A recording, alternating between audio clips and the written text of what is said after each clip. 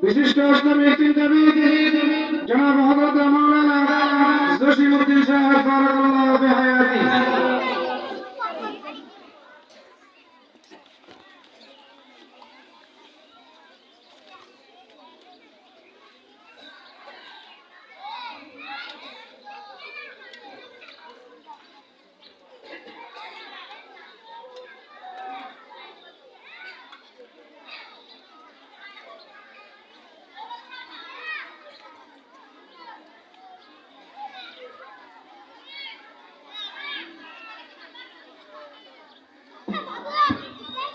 السلام عليكم ورحمة الله وبركاته.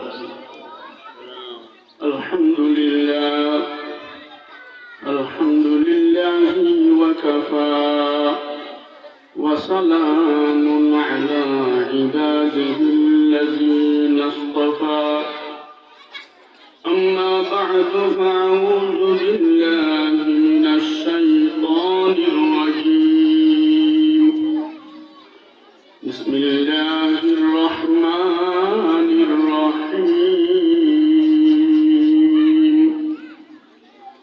وقرن في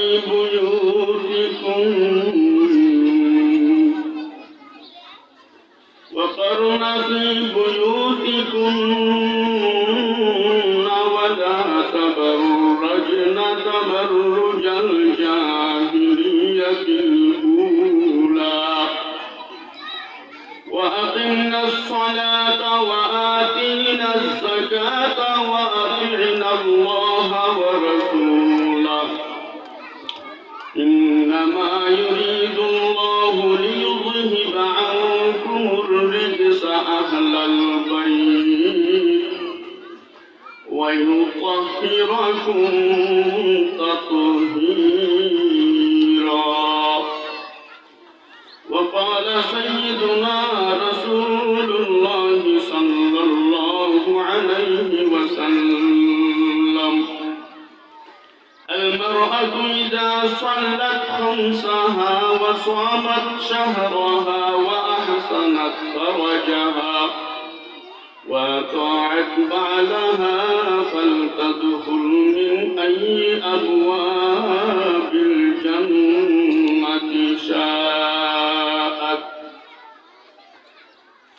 محبت الشهد আমরা সকলে দুরূদ শরীফ পাঠ করি। اللهم صل على محمد النبي الأمي وعلى آله وصحبه وبارك وسلم.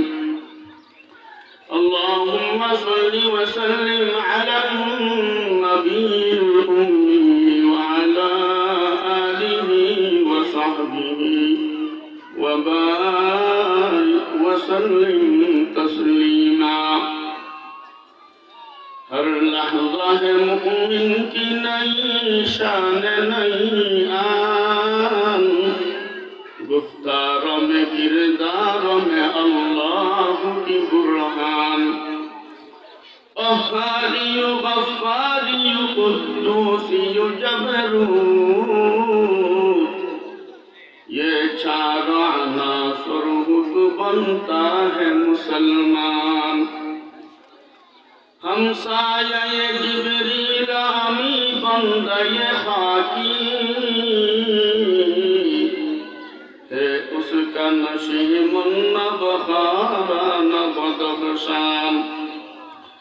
ये राज किसी को नहीं मालूम के मुमिन कारी नजर आता है हकीकत में है कुरान। ला इलाहा इल्लल्लाह, ला इलाहा इल्लल्लाह, ज़ुरे ला इलाहा इल्लल्लाह, ला इलाहा इल्लल्लाह, ला इलाहा इल्लल्लाह, ला इलाहा इल्लल्लाह।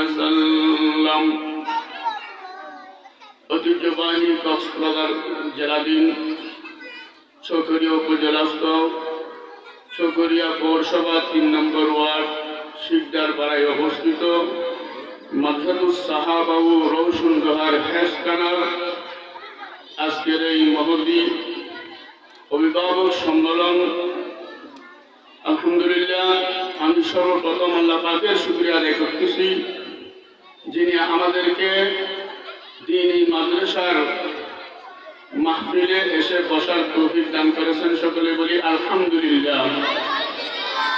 2 নম্বরে শুকরিয়া আদায় করতেছি, যিনি এই মাদ্রাসাকে প্রতিষ্ঠা করে অত্র এলাকায় হেদায়েতের আলো ছড়িয়ে দিয়েছেন, আমাদের সকলের মুরব্বী, আমাদের বড় হুজুর দামাত বারকাতুহুম আলিয়া। 3 নম্বরে আমি শুকরিয়া আদায় করতেছি, এই প্রতিষ্ঠান আমরা লেখাপড়া করার সুযোগ করে দিয়েছেন, ভবন দিয়া, জায়গা দিয়া। আলহাজ হাজী সাহেব রহমতুল্লাহ আলাই, তিনি আজকে আমাদের মধ্যে নাই। গত বছর যখন এই অনুষ্ঠান চলতেছিল, তিনি আল্লাহর বান্দা আলহাজ ফজলুল কাদের রহমতুল্লাহ আলাই আমাদের এই অনুষ্ঠানে ছিলেন, আজকে তিনি আমাদের মাঝে নাই। আমি শুকরিয়া আদায় করতেছি হযরত আসাদুল ইকরামগণের, ছাত্রছাত্রীদের। আমার সময় কম, বিষয়বস্তু হইল আপনারা যারা অভিভাবিকা মণ্ডলী এসেছেন, আমাদের এই ছাত্রছাত্রীদের মারা এসেছেন, বোনেরা এসেছেন, আপনাদের উদ্দেশ্যে অল্প সময় কিছু কথা বলা। সেটা হইল বর্তমান যুগ, যে সময় নবীজি দুনিয়ার মধ্যে এসেছিলেন সেই যুগের থেকে তেমন বেশি কম না। ওই যুগকে বর্বরতার যুগ, আইয়ামে জাহেলিয়ত, অজ্ঞতা আর মূর্খতার যুগ বলা হতো।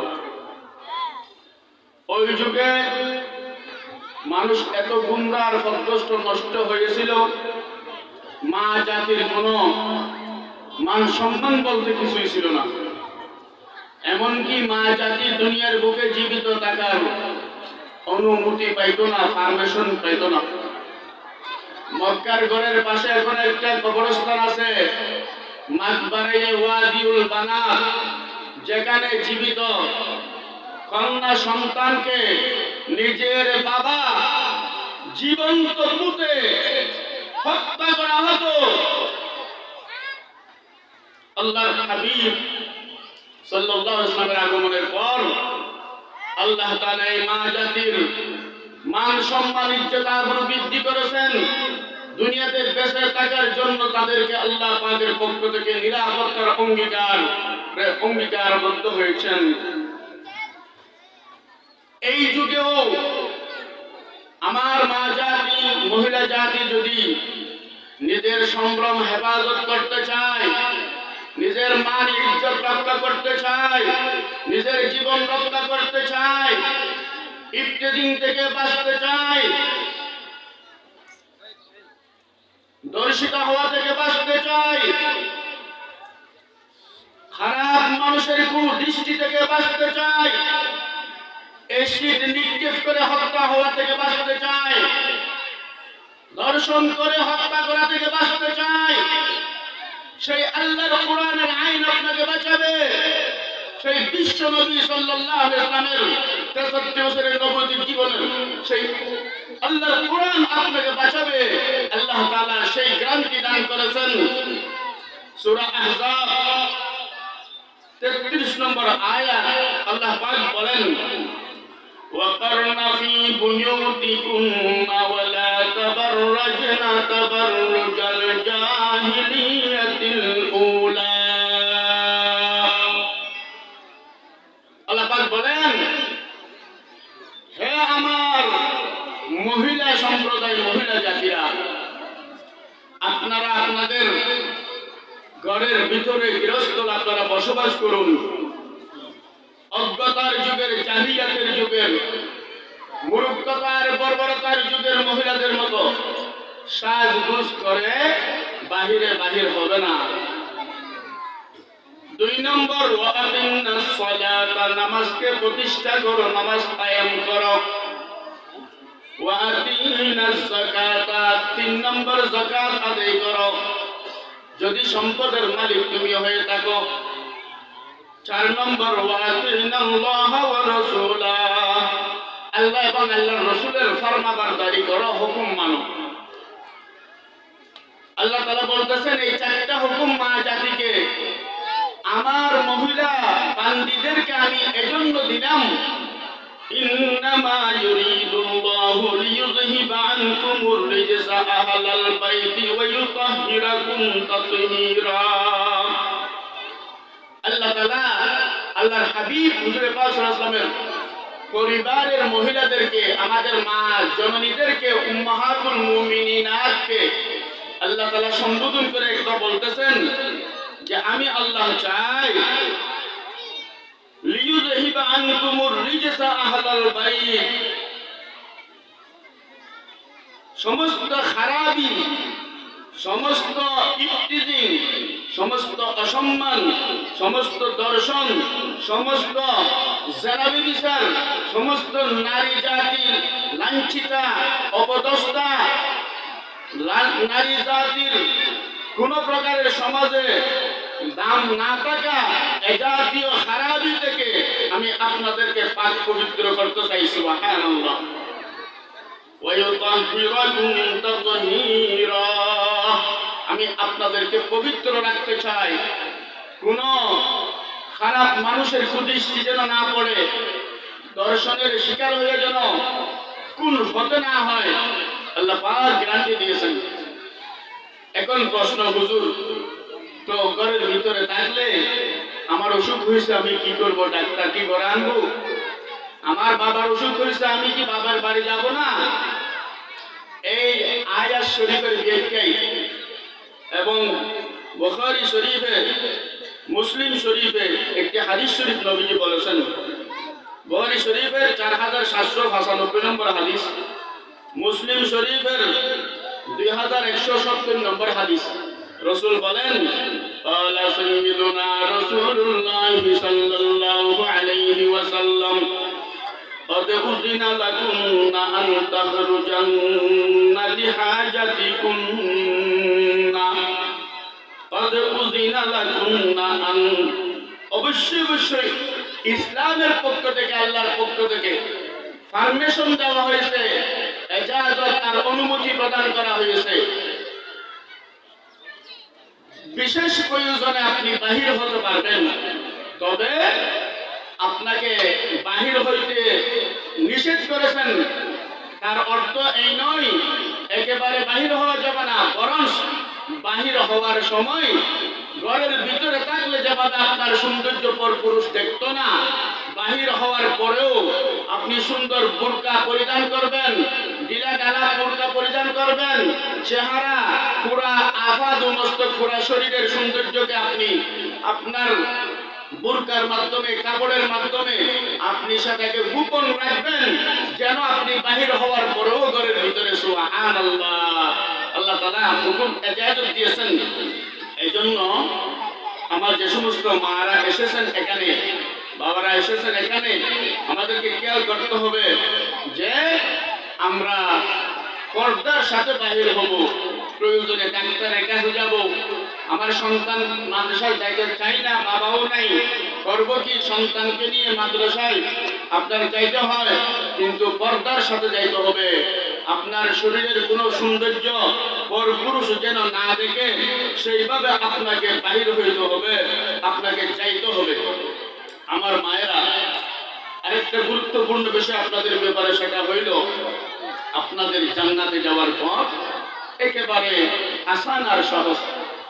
যারা বিবাহ হয় নাই, অবিবাহিতা, ওনাদের জন্য 3টা আমল, ইমানের পরে 3টা আমল, আর যারা বিবাহিতা ওনাদের জন্য ইমানের পরে 4টা আমল যদি তাকে, আল্লাহ পাক আপনার জন্য বেহেশতের দরজায়, জান্নাত 8টি দরজা খুলে দিবেন। সুবহানাল্লাহ। হাদিসের কিতাবের নাম মুসনাদ আহমদ শরীফ। ওই মুসনাদ আহমদ শরীফ হাদিসের কিতাবের 1661 নম্বর সিরিয়াল হাদিস রাসূল বলেন, আল মারআতু ইযা সাল্লাত খামসাহা ওয়া সামাত শাহরাহা ওয়া আহসানাত ফারজাহা ওয়া আতাআত বা'লাহা فلتدخل من أي أبواب الجنة شاءت أو كما قال النبي عليه الصلاة والسلام যে সমস্ত মহিলা পাঁচ ওয়াক্ত নামাজ, পাঁচ বেলার নামাজকে হেফাজত করবে, সময় মতো আদায় করবে। এই জন্য আমার মারা যারা যেখানে শুনতেছেন মনে মনে এখন নিয়ত করেন, আগে যদি একটু নামাজের মতো বেহারা করে থাকি, সামনে একেবারে নিকটে মাহে রমজানুল মুবারক। আজকে মানসাতুস সাহাবার এই অভিভাবক সম্মেলনের আজকের এই জুহুর থেকে নিয়ে মওত পর্যন্ত পাক পবিত্র অবস্থায় আমি নামাজ ছাড়ব না। আপনাদের নাফাকির অবস্থার নামাজ আল্লাহ মাফ করে দিয়েছেন, আদায়ও করতে হবে না। সুবহানাল্লাহ। 2 নম্বর, ওয়াসামাত শাহরাহা, রমজানুল মুবারকের 30টি রোজা রাখা। রোজার বিধানে মশলা, পবিত্র অবস্থায় আপনি রোজাগুলো রাখবেন। যদি শরীর নাপাক হয় তাহলে আপনার জন্য রোজা রাখা হারাম, তবে আপনি পরে ওগুলো কাজা করে দিতে হবে। তো এখন আরেকটা মশলা হইল, গত বছর যারা আমরা মা বোনরা রোজা রাখতে পারি নাই, এই রমজান আসতেছে আর বেশি দিন নেই, এই সামান্য সময়ের মধ্যে আমরা আগামীকাল থেকে ইনশাল্লাহ গত বছরের কাজা রোজাগুলো আদায় করে দেব। যারা আদায় করেছেন আলহামদুলিল্লাহ, আপনাদেরকে ধন্যবাদ জানাই। 3 নম্বর, ওয়া আহসানাত ফারজাহা, নিজের লজ্জাস্থানকে, নিজের ইজ্জত আবরুকে হেফাজত করবে। পরকীয়া থেকে নিজে বাঁচবে, বেবিচার জানা থেকে নিজে বাঁচবে, নিজের সারাদিনাত বডিকে গুনাহের আবর্জনা থেকে বাঁচাবে।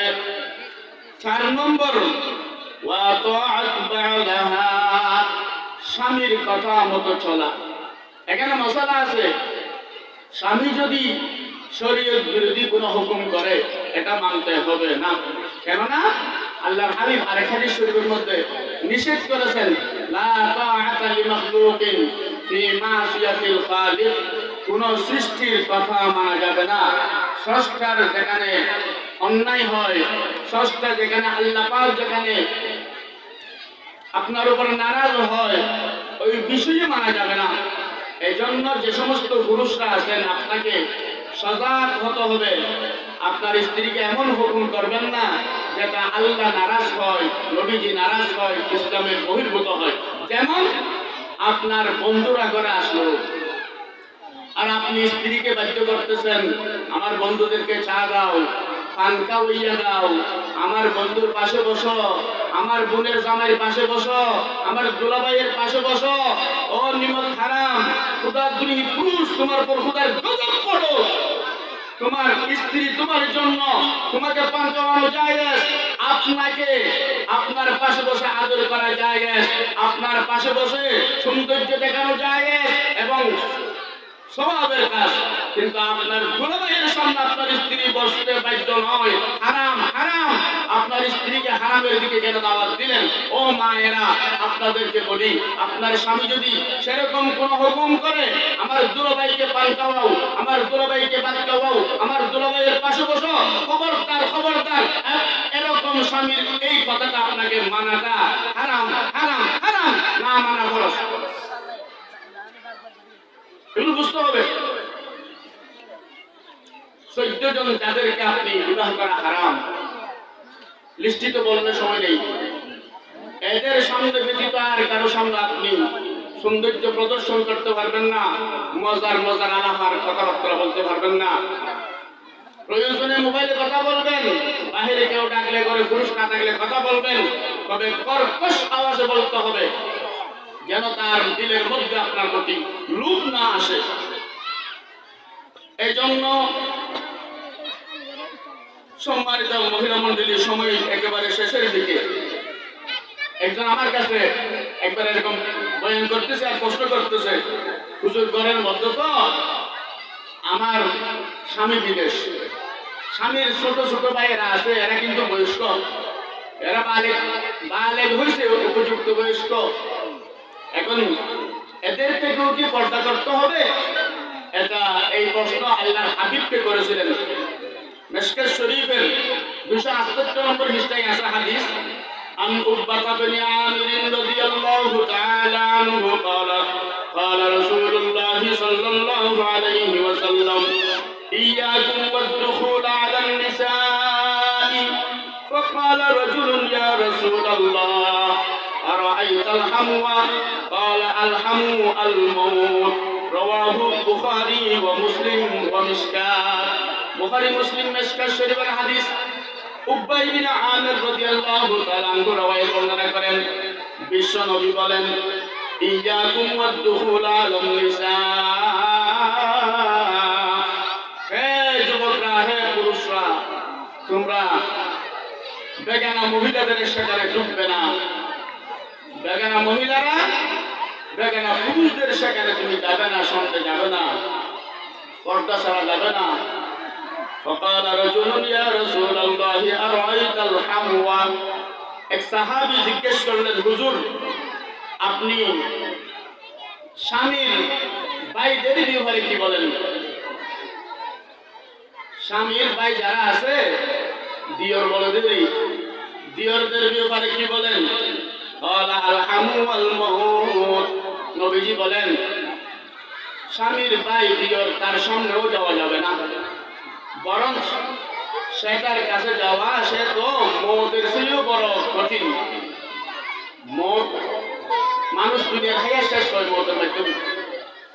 তবে দিয়র যেহেতু স্বামীর বাইরে যেহেতু ঘরেই থাকে, এদের সাথে মিষ্টি মিষ্টি আলাপ করলে, এদেরকে আপনার সব শরীরের সৌন্দর্য প্রদর্শন করলে, দেখাইলে, এদেরকে প্রতিদিন আপনি কাছে পান, এরাও আপনাকে প্রতিদিন কাছে পায়, অঘটন ঘটে যাইতে পারে। সুবহানাল্লাহ। ইসলাম কত সুন্দর!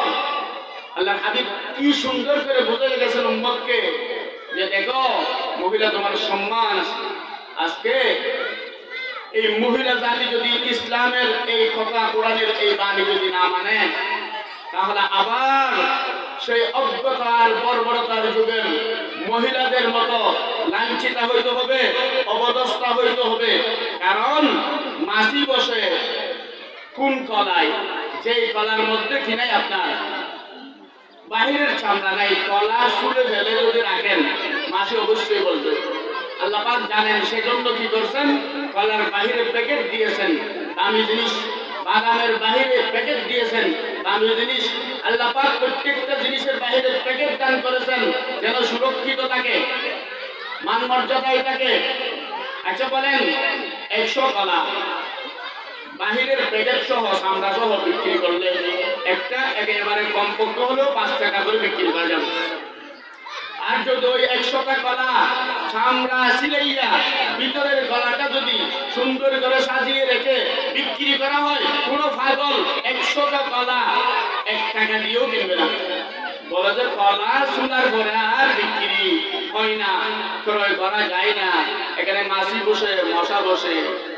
ঠিক তেমনি আজকে সমাজের মধ্যে ইফতিজিং এর শিকার হচ্ছে, দর্শনের শিকার হচ্ছে, অ্যাসিড নিক্ষেপ করা হচ্ছে, গুম করে দর্শন করে আবার মেরে ফেলে রাস্তার কিনারে ফেলে দেওয়া হচ্ছে। ওই সমস্ত সুল্লাত করার মতো মহিলাদেরকে, যাদের সৌন্দর্য পুরুষকে প্রদর্শন করাইয়া আল্লাহর হুকুমকে অমান্য করেছে, যে আল্লাহ বলেছেন ওয়াকারনা ফি বুয়ুতিকুন্না ওয়ালা তাবাররাজনা তাবাররুজাল জাহিলিয়াতিল উলা। অজ্ঞতার যুগের, বর্বরতার যুগের মহিলাদের মতো উলঙ্গ, উলঙ্গ হয়ে শরীরের সৌন্দর্য মানুষকে দেখাবার জন্য তোমরা বাহির হবে না।